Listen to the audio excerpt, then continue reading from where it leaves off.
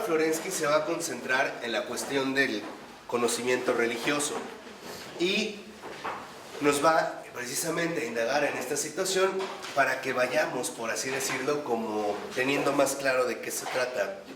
Dice al inicio del párrafo 1, la cuestión se plantea del modo siguiente: la verdad de la revelación es anunciada a la conciencia en la cima del conocimiento, donde se encuentran dos líneas: por parte de Dios, la gracia de la iluminación del Espíritu Santo, o su automanifestación en la luz del Tabor, y por parte del hombre, la intuición que supera el espacio y el tiempo en un instante de eternidad. Esta cima de la apófasis, el anunciador de la verdad y la verdad anunciada coinciden, es decir, la forma de la verdad y el fondo de la verdad son una sola y la misma cosa. Pero este instante de eternidad no es duradero, y el conocimiento de la verdad adquirido en la cima tiene que ser asimilado por la criatura, ha de entrar por tanto en el espacio y en el tiempo. Entonces, cuando nosotros nos referimos al conocimiento religioso, tenemos que darnos cuenta de dos cosas. Aunque tengamos una iluminación con la presencia de la verdad, esta iluminación, que es el brillo mismo de la eternidad, se ve también perjudicada, a su vez, por nuestra realidad espacio-temporal, o sea, por nuestra propia condición humana. De tal manera que aunque nosotros alcancemos en el conocimiento religioso una determinada iluminación o un resplandor o un conocimiento elevado, no obstante tendremos que volver a aterrizar, por así decirlo, en nuestra vida humana, en nuestra vida humanamente concreta. Por eso dice a continuación, en el siguiente párrafo, más o menos a la mitad, que la creación es teomorfa.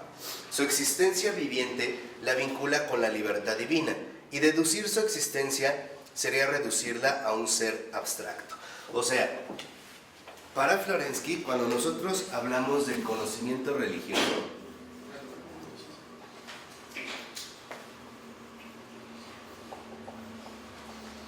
también estamos haciendo referencia a algo particularmente teomorfo. O sea, también posee esta forma divina o esta forma de lo divino. Y esto teomorfo es precisamente lo que resplandece en su verdad, lo que resplandece como la verdad de lo creado. Pero hay, por así decirlo, dos niveles diferentes. Primero, la verdad misma de lo creado y la verdad de fondo del creador. Entonces, esta verdad... La verdad misma de lo creado y la verdad de fondo del creador. O sea, la realidad... Hasta que te regrese la voz. Que el conocimiento religioso se refiere a algo teomorfo, o sea, con esta forma divina o con esta forma de Dios, involucra que ahí está palpitando una verdad que se despliega en dos ámbitos, de acuerdo a su naturaleza y a su estructura. La estructura, en referencia a la verdad, en el conocimiento religioso teomorfo, se refiere a su fondo. Hay un fondo de verdad que nosotros no podemos alcanzar. Es lo que una vez ya habíamos dicho, ¿no? Solo Dios sabe cómo ha hecho las cosas. Nosotros podremos saber qué hizo, pero no sabemos cómo. O sea, hay un fondo de verdad que nos es inaccesible. Y la naturaleza de la verdad que resplandece en este aspecto teomorfo tiene que ver con lo que nosotros alcanzamos a captar en la realidad misma. Las cosas creadas en efecto tienen una realidad conjunta, no tienen una cualidad ontológica real, no son simulacros, no son falsedades, son reales. Pero a su vez, esta realidad tiene un fondo de verdad que nosotros no podemos captar. De tal manera que entonces, en la estructura profunda del conocimiento religioso, teomorfo, hay un fondo que para nosotros nos es inaccesible, ¿no? Que para nosotros representa un límite. Por eso, si nos vamos, por ejemplo, a la página 361, en el apartado 3, lo dice en el segundo párrafo.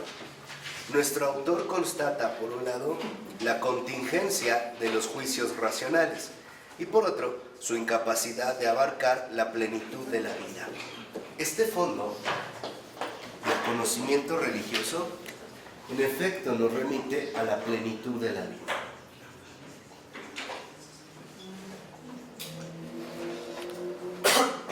De tal manera que nuestros juicios racionales son en realidad contingentes, porque solamente se pueden dirigir hacia la naturaleza de las cosas, por así decirlo, a su superficie, a lo que a nosotros nos resulta accesible, pero no podemos llegar más allá hasta su estructura íntima, hasta su fondo, porque en este fondo lo que encontramos es la plenitud de la vida, o sea, la verdad misma que es Dios.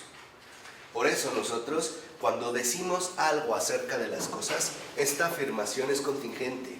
No puede ser ni absoluta ni definitiva. Porque únicamente nos estamos refiriendo a un aspecto. Lo dice de la siguiente forma, él empieza a hablar de la lógica. Ya no me detengo porque ya lo habíamos como anteriormente, al iniciar el último párrafo, dice: pero es la misma plenitud de la vida la que quiebra la absolutez de los juicios, porque la vida, como nuestro autor no se cansa de poner de manifiesto, es movimiento, y su característica fundamental es la temporalidad y la novedad.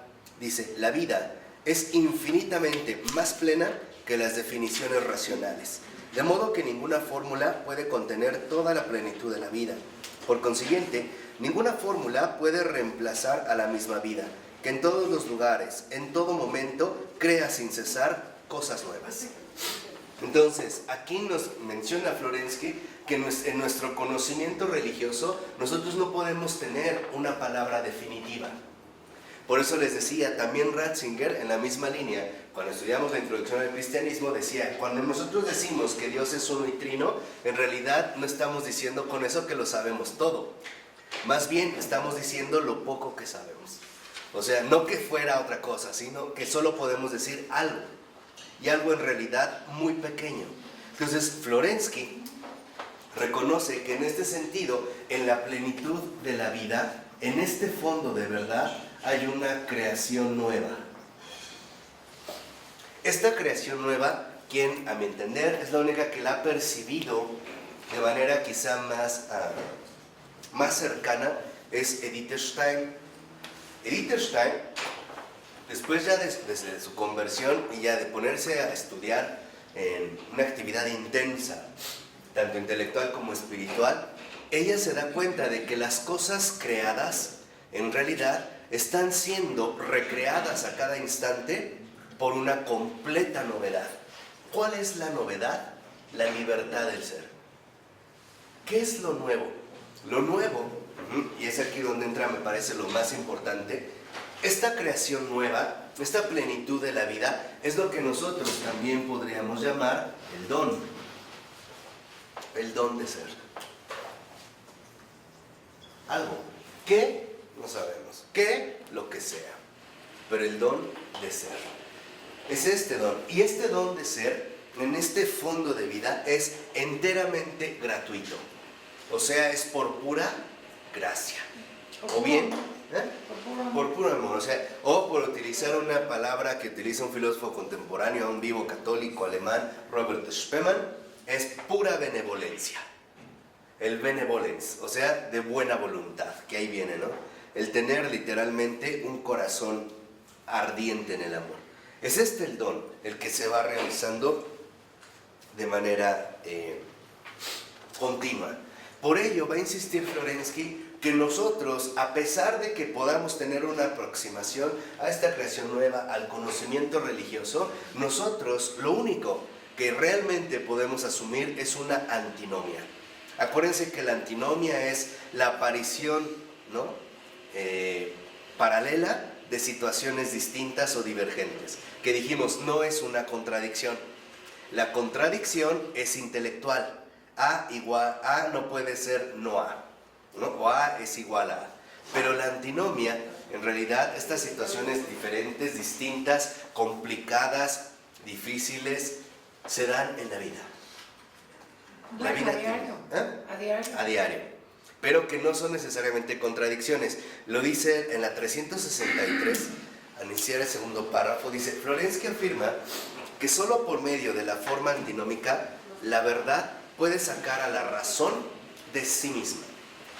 Cuando nosotros vamos siguiendo esta plenitud, la estructura de fondo de la verdad, entonces este conocimiento religioso supera la razón. ¿Y cómo supera la razón? Por medio de la antinomia, que es aquí donde a mí me parece extraordinaria. Una realmente de las aportaciones de Florensky que yo en mi vida había visto. Porque no se fuga, por así decirlo, en un ámbito irracional más allá, que bueno está, pero que a nosotros no nos toca. No. Florensky, en lugar de fugarse aún más allá, se mete a fondo en el más acá. O sea, no le va a dar literalmente la vuelta a nuestra situación real, a nuestra situación concreta. Y por lo tanto va a decir que lo que en el conocimiento religioso supera la razón es la antinomia. O sea, una cuestión antinómica. ¿De qué manera? Él lo dice de la siguiente forma. Dice en el siguiente renglón: el conocimiento, como hemos visto, es precisamente la salida de sí. Y en su punto máximo es la fe, que ya habíamos visto esto, ¿no? Conocimiento, salir de sí y por lo tanto alcanzar la fe. Dice: por eso la expresión típica de la fe, el dogma, asume necesariamente la forma de una antinomia. Fíjense lo que dice al iniciar la siguiente cita. Es posible, ciertamente, afirmar que el conocimiento de la verdad exige la vida espiritual y por consiguiente que es una ascesis. Ya la habíamos insistido, acuérdense, conocer la verdad involucra una ascética. O sea, hay que hacer una purificación profunda de nuestro orden humanamente habitual. Dijimos, de nuestros hábitos intelectuales, morales, emocionales, y en realidad también tenemos que llevar una vida espiritual. Dice a continuación: pero la ascesis del entendimiento es la fe. Con otras palabras, la renuncia a sí mismo. Entonces, ¿cuándo puedo realmente alcanzar conocimiento de la verdad? Cuando renuncio a mí mismo.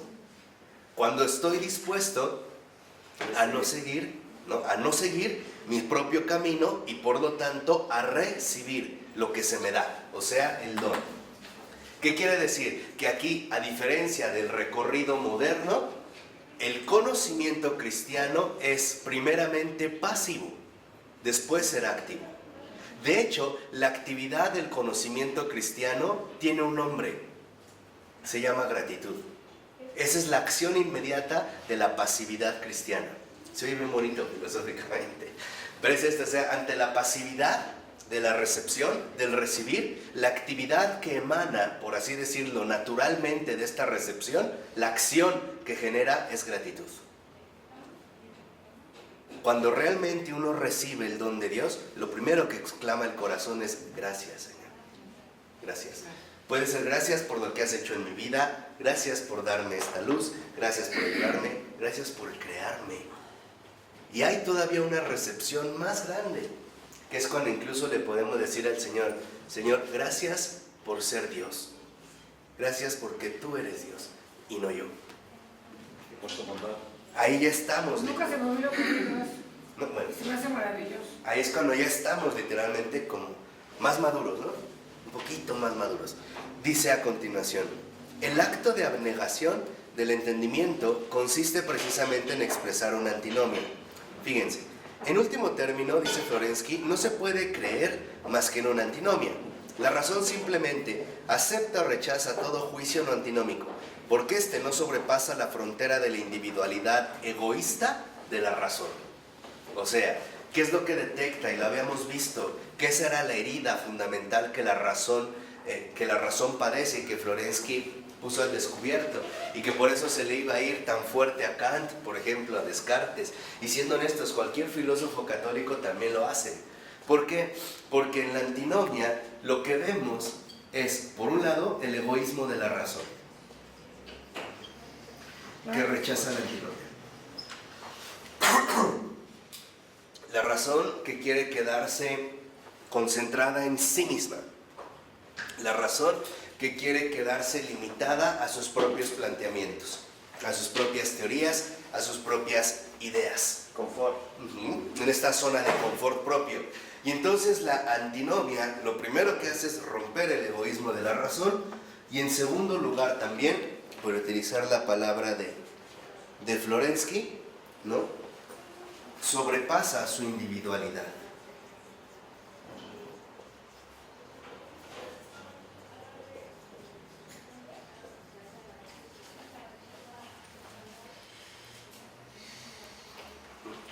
De tal manera que entonces ahora Florensky, como lo dicen los dos últimos renglones, dice: en esta antinomia podemos darnos cuenta de lo siguiente. 1. No se puede forzar a nadie a creer, ni tampoco se puede forzar a alguien a no creer. O sea, no podemos obligar a alguien a creer, ni tampoco a que no crea. No lo podemos realizar. Y aquí es donde vemos uno precisamente, ¿no?, de estos límites. De tal manera que entonces Florensky insiste en que el conocimiento de la verdad, lo dice en el primer renglón de la 364, el conocimiento de la verdad exige la vida espiritual, o sea, la ascética, o sea, la renuncia a uno mismo, o sea, la purificación de la razón, o sea, la superación de la propia individualidad, de este narcisismo, ¿no?, contemporáneo de según yo, para mí, la individualidad actual, ¿no?, que todo lo reducimos a una propia esfera.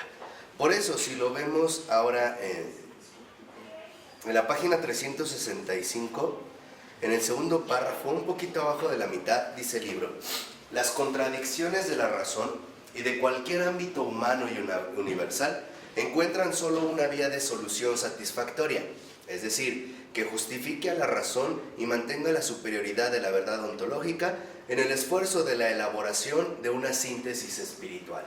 Aquí, en las antinomias, acuérdense, y ahora van a entender por qué Florensky las introduce, porque lo vimos hace un momento.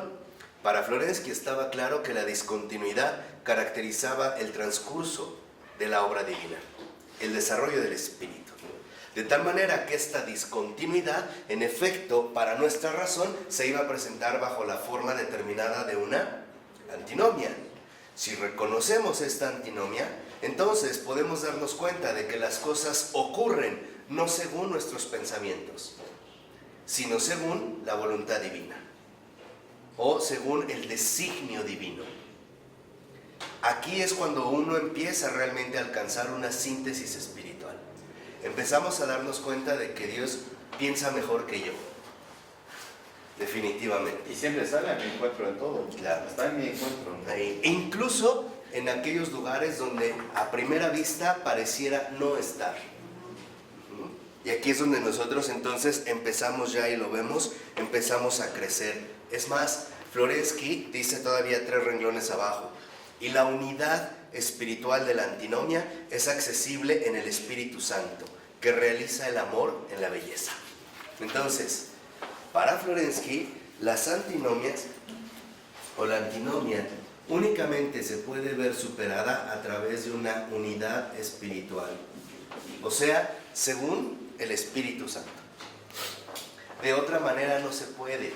Es cuando nosotros a veces encontramos estos comentarios sinceros, pero tramposos, mañosos, cuando alguien te dice: a ver, es que si Dios es bueno, ¿por qué hay gente que sufre? A ver, si Dios existe, ¿por qué hay mal en el mundo? ¿Por qué? Porque nuestras antinomias, por ejemplo, si Dios es bueno y es Dios, entonces no debería permitir el ¿qué? El mal. Ahí está, nuestra antinomia no concilia, no logra. Pero en la síntesis espiritual, realmente lo que vemos es que el bien es tan bueno que incluso el mal lo pone a su servicio sin que el mal quiera, contra sí mismo, ¿no? A ver, otra vez. Sí, o sea, esto es, vamos a decirlo así, como tan bueno, ¿no? Dios es tan bueno que incluso hace que el mal, ¿no?, a nosotros se repercuta en un bien mayor. Eso es lo que hacen las antinomias. O sea, en pocas palabras, ¿por qué hay mal en el mundo? Porque Dios saca enormes bienes.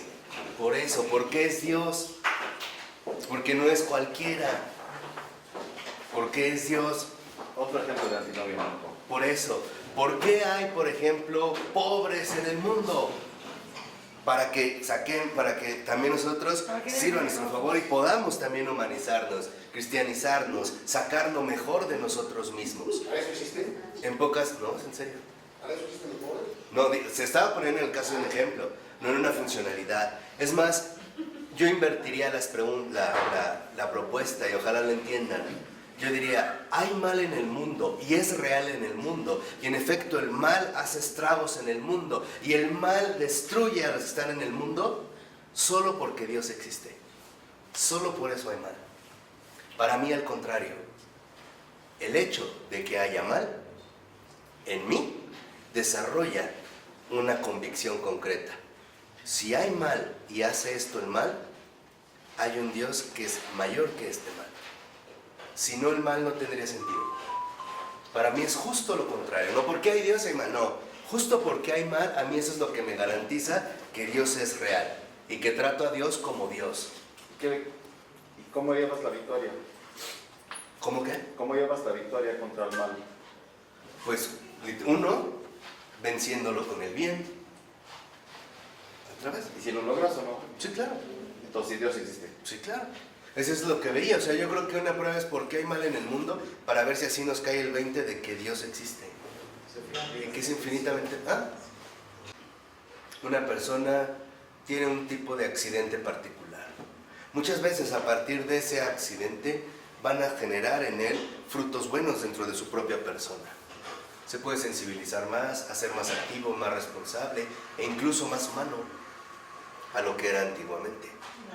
En cambio aquí, cuando nosotros lo vemos en esta unidad espiritual, y eso es lo que me encanta también en Florensky, es que de esta unidad espiritual, Florensky ahora detecta que en efecto aparece la verdad. La verdad, en último término, nos lleva al amor. Y el amor es justo lo que hace emerger la belleza.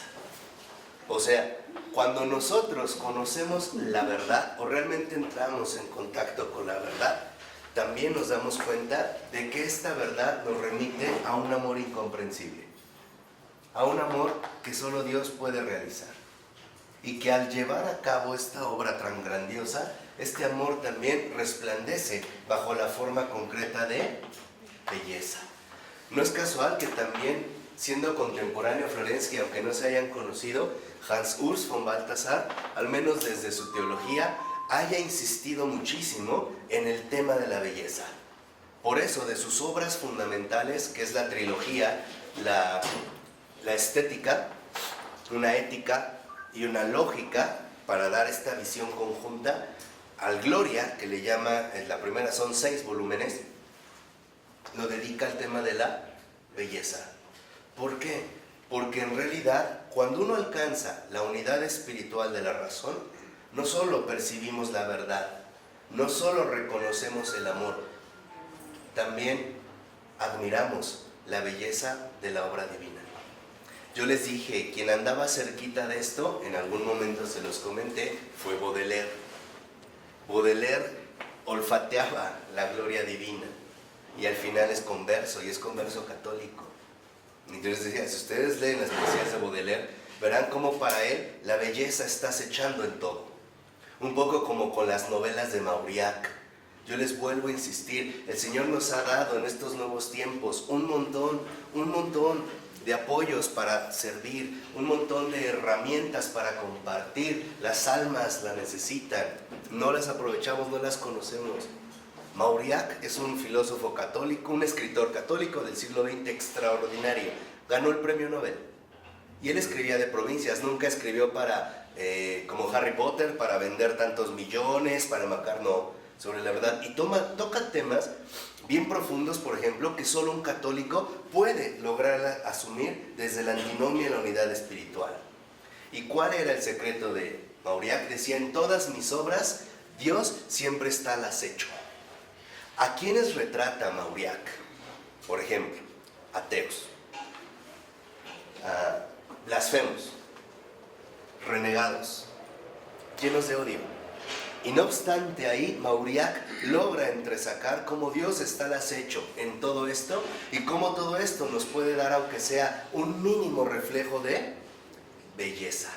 Es como ahora que pasó esa tragedia en México, que acabó con muchos de los estados por los dos huracanes que hubo, y que brotó toda la generosidad de México de una forma también Pues impresionante. al menos por un rato, ¿no? Por un buen rato. Al menos, ¿no? Es esto, o sea, lo que quiero que vean es que en efecto, cuando uno realmente accede al conocimiento religioso, uno no solo entra en contacto con la verdad y el amor, sino que también uno se deleita con la belleza.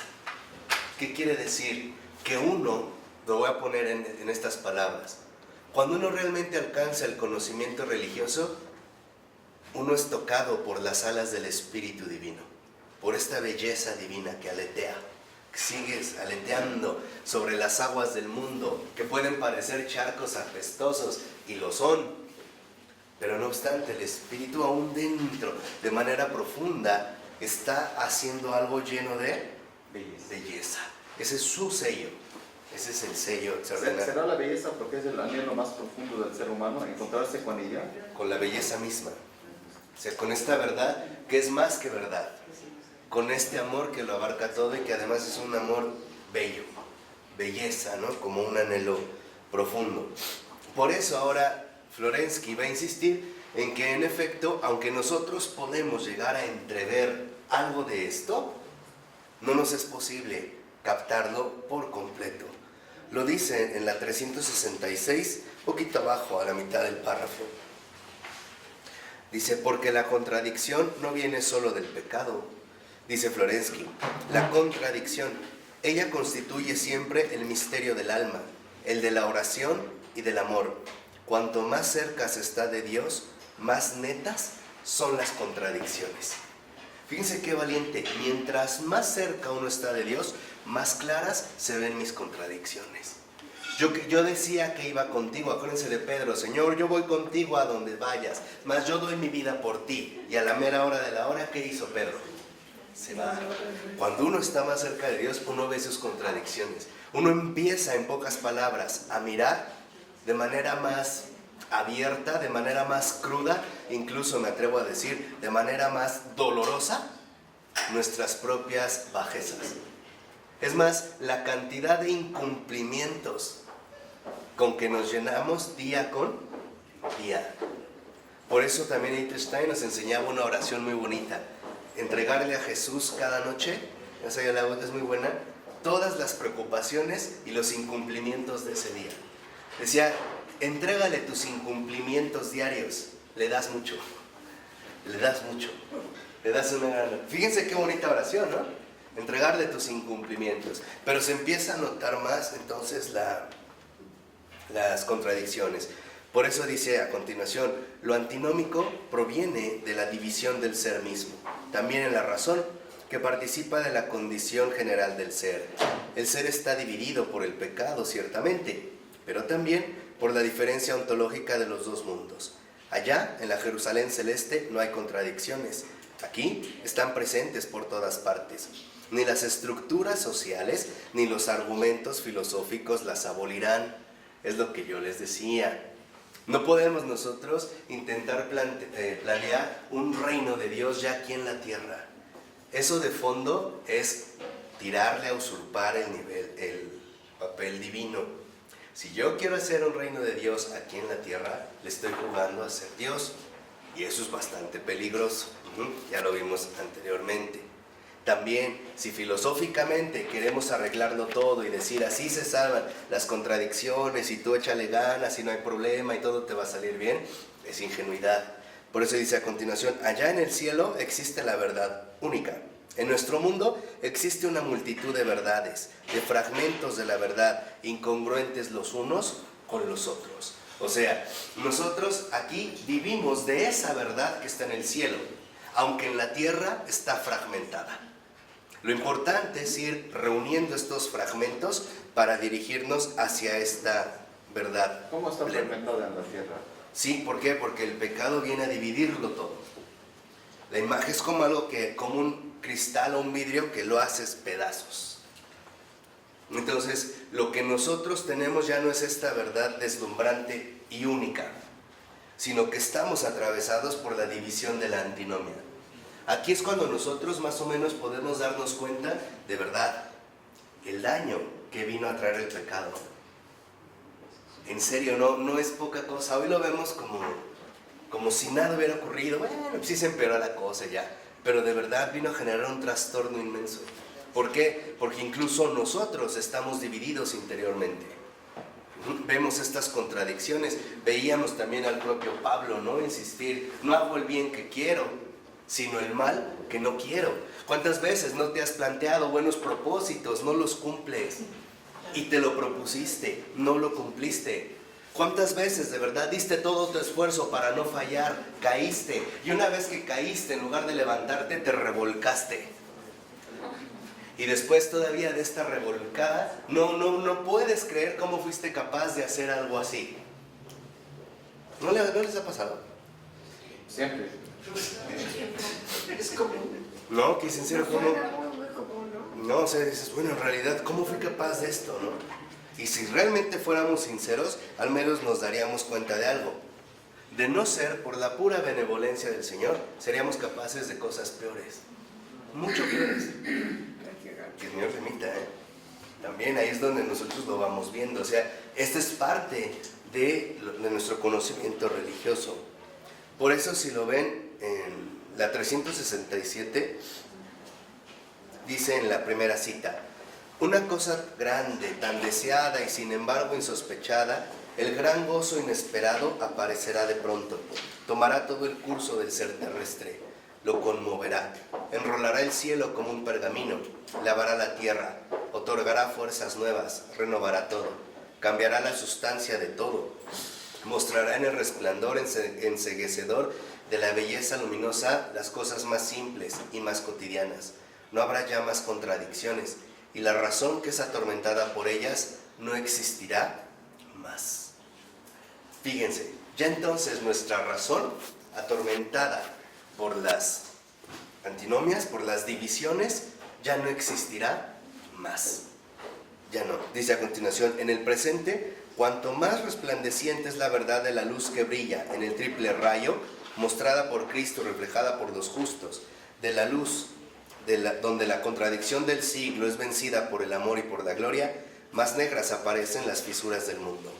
Dice a continuación: la inteligencia purificada de los santos, penetrada por la gracia, es un testimonio escatológico de la futura integridad, que solo será plena en el momento del gozo inesperado, la plena manifestación del Espíritu. Solo la inteligencia purificada de los santos ascetas es un poco más íntegra. O sea, y esto me gusta mucho porque vemos la humildad de Florensky. El que realmente ha accedido al conocimiento espiritual solo tiene un poco más de claridad, pero no toda. Solo un poco más. Lo suficiente como para ayudar a los demás en esas tinieblas. Y así vamos encontrando quienes tienen un poco más en algún aspecto. Por ejemplo, puede ser que alguien sea un experto en química, pero a lo mejor alguien le da un poco más de luz en física. Y esto le ayuda a que estos fragmentos separados se vayan integrando cada vez de manera más armónica, de manera más plena. De tal manera que entonces, cuando uno realmente alcanza una unidad espiritual, uno participa de un poco más. Pero no todo. Un poco más. Solo un poco más. Por eso dice a continuación Florensky, que en los dos últimos renglones: la inteligencia purificada por la gracia aporta la salud al mundo. Fíjense qué fuerte. Dime. No, que justo estaba leyendo algo de Florensky. Dice que cada ser humano es como una guirnalda, que tenemos ramas y que nos vamos entrelazando, y eso es lo que al final del tiempo va produciendo un aroma muy bello, y como que pues ahora sí que Claro. va a ir aumentando. Aquí es donde nosotros ahora vemos por qué Florensky también ha sido propuesto como uno de los pilares fundamentales del verdadero ecumenismo entre los cristianos. Porque lo que ha mencionado precisamente Florensky es que un poco más, nos lleva a una integralidad eclesial. De tal manera que entonces no necesitamos anular lo que en algunos otros ritos se llevan a cabo, sino adquirir de ahí ese poco más que ellos poseen y nosotros no, y al revés, de tal manera que dejemos que la guirnalda vaya floreciendo de múltiples maneras, que vaya dando diversas flores, diversos aromas, hasta darnos cuenta de que en realidad nosotros no estamos llamados a separarnos, sino a integrarnos en una unidad espiritual, donde incluso lo que en un primer momento me podría resultar a mí rechazable, empiezo a percatarme que ahí tiene que haber algo que, de verdad. Por ejemplo, una de las lecciones filosóficas más importantes en mi vida que he recibido, me la dio Baltasar, el gran padre Baltasar, von Baltasar, y fue en uno de sus libros. Y nada más era un renglón. Y él me dijo, y lo mismo que les digo a ustedes, él decía, cuando tú lees un libro de un filósofo, de antemano acepta que lo que dice es verdad. Ahí va a haber algo de verdad. Ya después vamos a discernir. Pero de entrada, él tiene la razón. Fíjense. ¿Por qué? Porque esto me lleva a superar los prejuicios. Me lleva literalmente a entrar con aunque una... no sea un filósofo católico, ¿Eh? aunque no sea un Sí, filósofo aunque no sea. católico. Es más, yo les voy a ser sincero. Por ejemplo, yo a veces les he dado más filósofos católicos porque son los que me interesan más que conozcan. Pero yo he encontrado lo que yo llamo granos de verdad, como granos de sal, y a veces puntitos de sal, granos de sal, en autores, en intelectuales, en pensadores fuera del catolicismo, pero que de verdad dieron de lleno en la verdad. Yo una vez les menciono, por ejemplo, a dos contemporáneos. Uno es Walter Benjamin, un intelectual extraordinario, primer nivel judío, perseguido por el nazismo, por la onda nazi, que en su vida los estudios que realizó sobre arte, sobre la historia, sobre el tema de la constelación. Para él las constelaciones no eran estas cuestiones que hoy se ven de que te leen en qué planeta naciste, ¿no? Sino el modo en el que estamos integrados históricamente conformando una determinada constelación, una buena lectura de Marx. Él tiene de verdad frases extraordinarias donde da de lleno en la verdad. Él cuando estuvo en la frontera en Francia, que ya venía cuando entra a Alemania, que se apodera de Francia, y cierran las fronteras, él se suicida. Y al otro día, en la mañana, abrieron la frontera para que pudiera pasar a España. A mí me parece también algo ahí muy sorprendente, extraordinario. Karl Kraus, yo se lo recomiendo, él fue judío, vienés, del siglo XX, desarrolla la antorcha, y él de verdad tiene un don extraordinario para obtenerlo. O sea, no estar cerrados a los resplandores que la verdad también manifiesta en cualquier otro lado. Esto es bien importante. Por eso les decía, no es casual que también tomando a Florensky como base, se haya iniciado ya en Europa, al menos entre España y Rusia, un gran centro de intercambio, lo que les mencioné ahorita, ecuménico. Tender puentes. Es esto lo que hace. Tender puentes. En esta integralidad eclesial se trata, ¿no?, de ir accediendo a un poco más. Buscar en donde el Señor se ha manifestado y entonces sí ir encontrando estas referencias. Por eso dice a continuación, al iniciar el otro párrafo, por las características de nuestra razón, hacemos pedazos irremediablemente lo que examinamos, rompemos lo que estudiamos en aspectos incompatibles. Por ejemplo, por mencionar un caso bien sencillo, la flor. La despedazamos, pétalo, tallo, pistilo, no sé qué, y luego del pistilo, molécula, y de la molécula, micromolécula, lo desbaratamos. O sea, nuestra razón literalmente, ¿no?, descuartiza todo. ¿Por qué? Porque nuestra razón únicamente funciona en partes. Necesita ir poniendo partes. ¿Eh? No es capaz nuestra razón, salvo raras excepciones, de captar una integralidad inmediata. Por ejemplo, Para la mayoría de nosotros, cuando escuchamos la música, al escucharla ya la captamos como una integralidad, pero a veces nos distraemos en un instrumento. Por ejemplo, sobresale el piano, me voy con el piano y como que lo otro lo perdí. O en una pintura la veo, entonces como que a veces me llamó la atención solo un aspecto.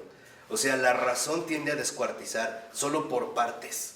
En cambio, cuando nosotros alcanzamos el conocimiento religioso, pensamos ya en unidad. Vamos viendo literalmente, ¿no?, un conocimiento sinfónico.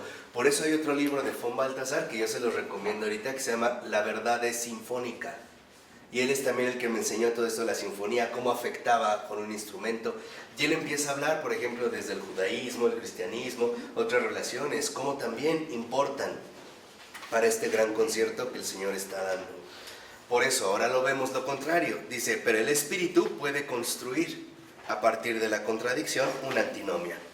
Considerando una misma cosa desde diversos ángulos, es decir, utilizando diversas modalidades de la actividad espiritual, podemos llegar a antinomias, a posiciones inconciliables en nuestra razón.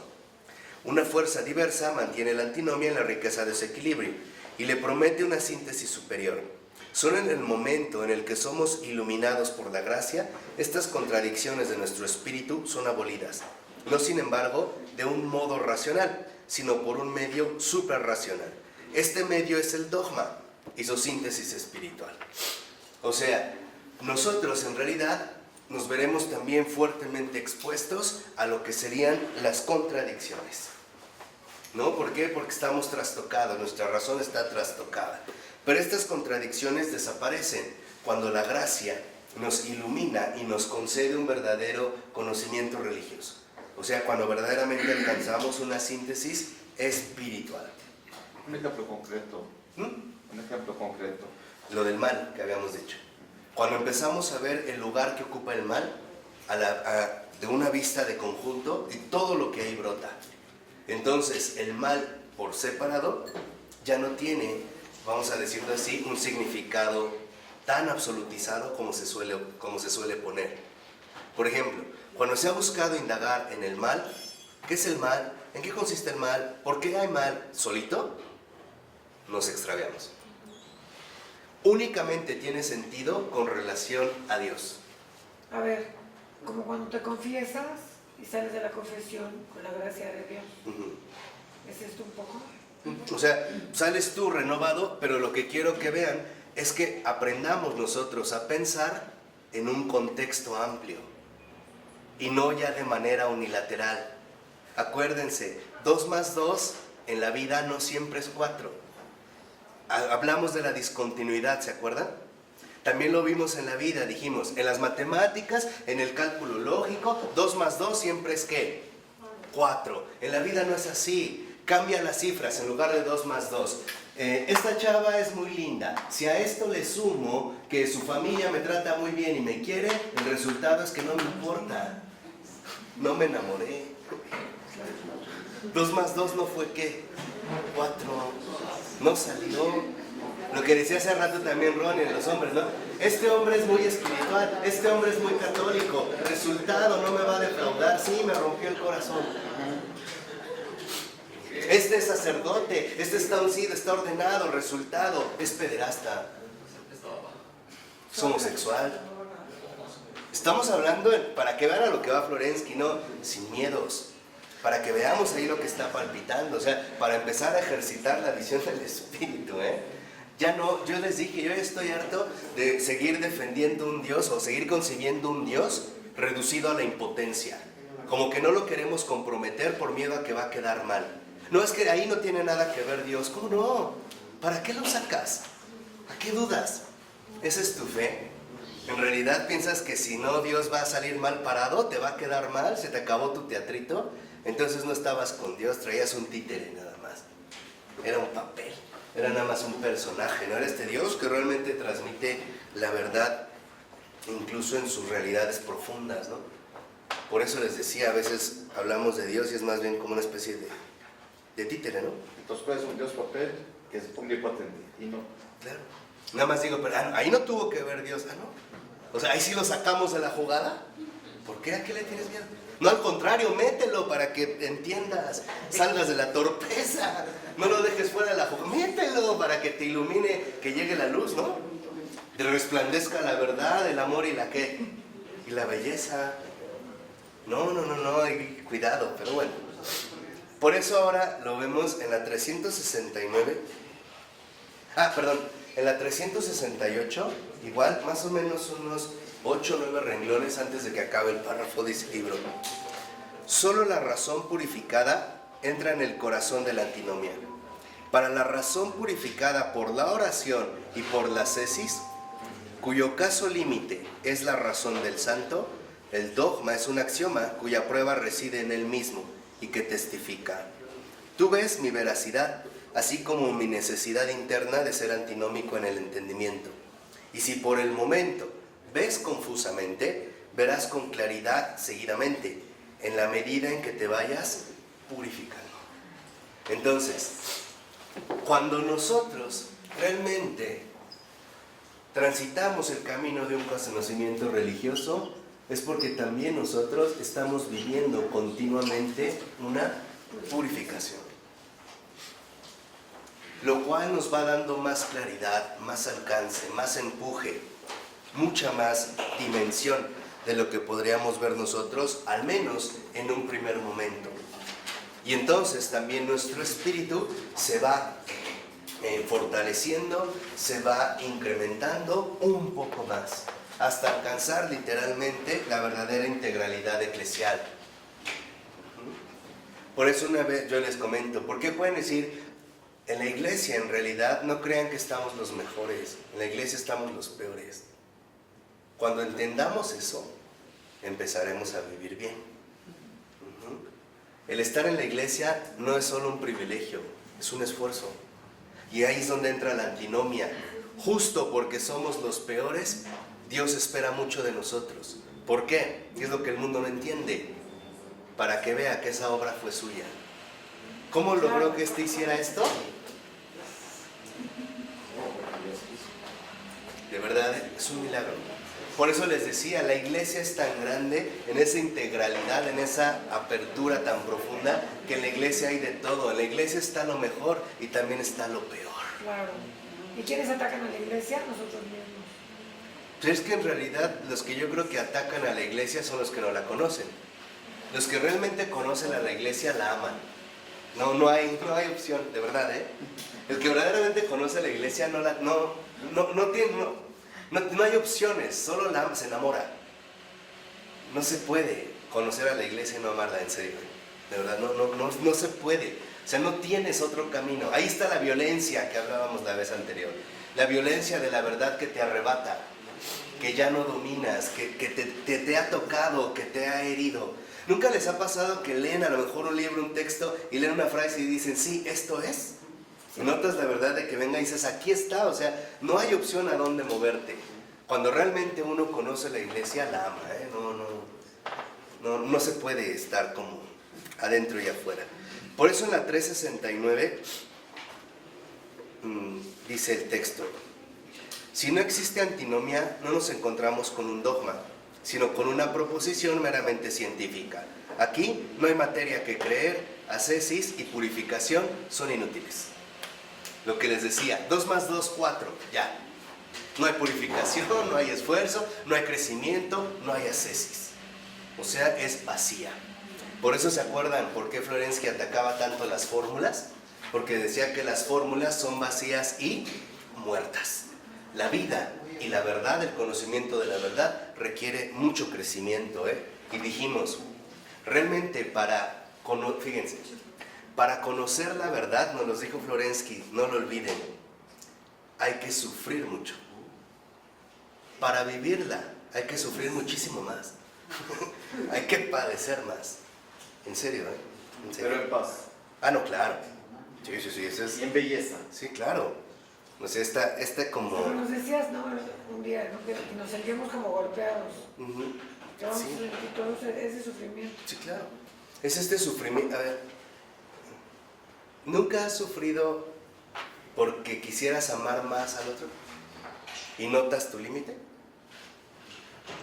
Es este tipo de sufrimiento. Porque quisieras a lo mejor ayudar más y no puedes. Quisieras hacer más, pero ya tus fuerzas se quebraron. Es este tipo de sufrimiento. Lo que pasa es que están confundiendo el sufrimiento y el dolor. Y eso es lo que ha venido, lo que hablábamos el lunes, ¿no? Y esto ha venido a trastornar todo. Pero en este sufrimiento es literalmente lo que nos hace a nosotros crecer. Por eso dice a continuación, el entendimiento que aún no es capaz de concebir integralmente la esencia de un objeto religioso por sí mismo, se limita a un solo aspecto del objeto. Esa es la herejía. Esta es una parcialidad racional que se afirma como la totalidad. Acuérdense que para los herejes no podía ser Cristo verdadero Dios y verdadero hombre. Tenía que ser una de las dos. Si era verdadero Dios, no podía ser verdadero hombre. Y al revés, si era verdadero hombre, no podía ser verdadero Dios. Si vemos en la nota 115 de esta página, dice el libro, la ortodoxia es universal, la herejía es por naturaleza partisana. O sea, la ortodoxia es para todos, la herejía se queda con algo particular. El espíritu sectario anima también el egoísmo y el aislamiento espiritual que resultan de él. Una tesis parcial es afirmada como el fundamento de la verdad absoluta. Ejemplo muy sencillo. Hay un sacerdote que se metió con niños. Todos los sacerdotes son así. Esa es la desproporción. Tomamos un aspecto y lo absolutizamos. Y esto también es muy común en nosotros. Por ejemplo, le pido a Marta que me sirva agua. Marta no me sirve agua. Marta, tú nunca me sirves agua. Tú siempre desobedeces. Contigo nunca cuento. ¿No somos así? ¿No tendemos en realidad a absolutizar las cosas? Tomando solamente parcialidades. Por eso, Florensky va a decir en la 370... No, ya no la acabé, pero... que la antinomia finalmente no es para Florensky solo un fenómeno de la verdad religiosa, sino de toda experiencia vital. Vean lo que dice Florensky. Las antinomias son propias a la esencia misma de la experiencia vital, son inseparables de ella. Como máxima experiencia vital, el tejido de la religión está entrelazado de antinomias, de modo que la antinomia se convierte en el signo de una experiencia verdaderamente profunda. ¿Existe para el creyente la posibilidad de la conciliación de las antinomias? Florensky piensa que en estas montañas vírgenes de los sí y de los no, la percepción inmediata puede percibir una unidad religiosa superior, que puede recibir su acabamiento en el Espíritu Santo. Y abajo, solo la experiencia religiosa auténtica percibe las antinomias y ve cómo es posible conciliarlas de hecho. O sea, a partir de aquí, nosotros alcanzamos en la purificación ahora una conciliación. No se anulan las antinomias, se concilian en una realidad más grande. Esta es la conciliación.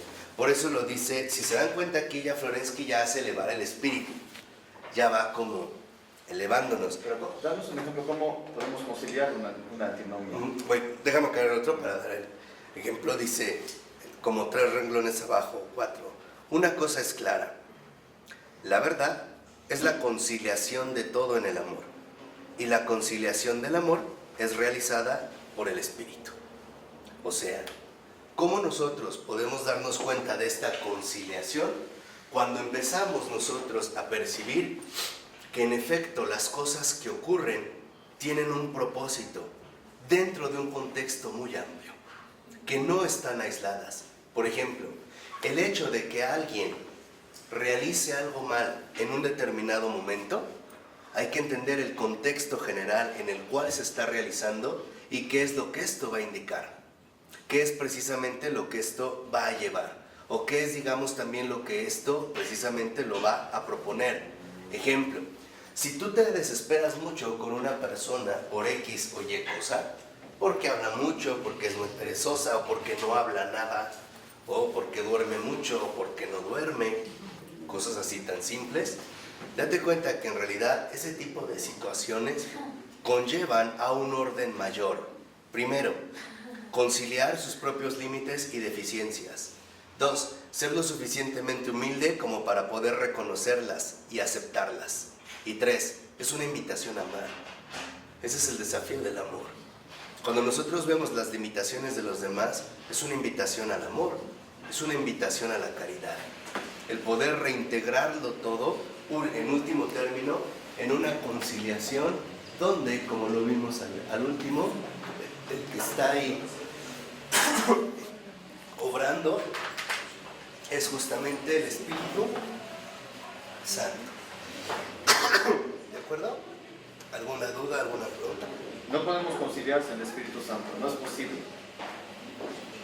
Por eso el examen de conciencia diario te va a purificar, te ayuda a esta purificación. La confesión, como dices, más seguido.